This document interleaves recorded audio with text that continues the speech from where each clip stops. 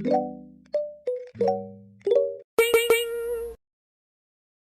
家好，我是老侯，我现在在睡眠室这边，然后我要问他一个我心中隐藏很久的一个问题，就是我老爸之前失智，然后后来死的，然后我老爸在年轻的时候他睡觉也是很会打呼，那我想问他说，打呼会跟失智是有关系的吗？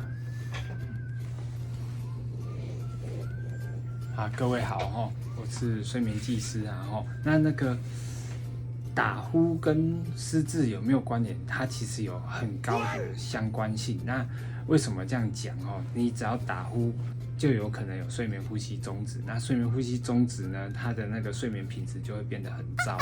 那睡眠品质变糟，就会影响到它的脑部活化的跟一些休息的一些过程。那你头脑休息的状况越糟糕的时候，它老化的几率越高。所以，当你有睡眠呼吸中止的时候，你的那个失智的状况其实就会提前发生。那就是当你有呼吸中止的情形的时候，你那个老年痴呆啊、失智啊、阿兹海默这种脑退化的疾病就更容易发生，而且它是那个发生的年龄就会提早。是不是就是说我睡眠呼吸中止，然后睡不好，然后我就长期缺氧？长期缺氧的时候，我的脑部的氧气就比较不足，然后所以就比较脑部的功能就下降，是不是？应该是说你长期缺氧导致你的大脑没有正常的休息。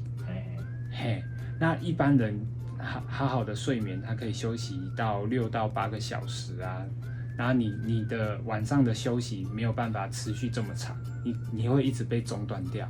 那你一直被中断掉，你的退化的时间就会提早，老化的几率就会提高，这样子。因为我今年42岁了，我觉得我的脑袋有点越来越记不清楚，然后反应很慢。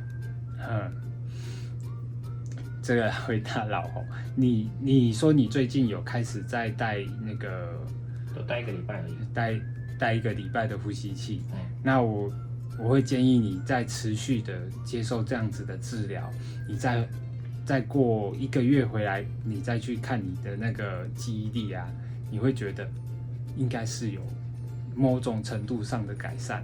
我最近看到一篇报道，就是说，其实只要好好的睡觉，1天你的记忆力就会直接恢复。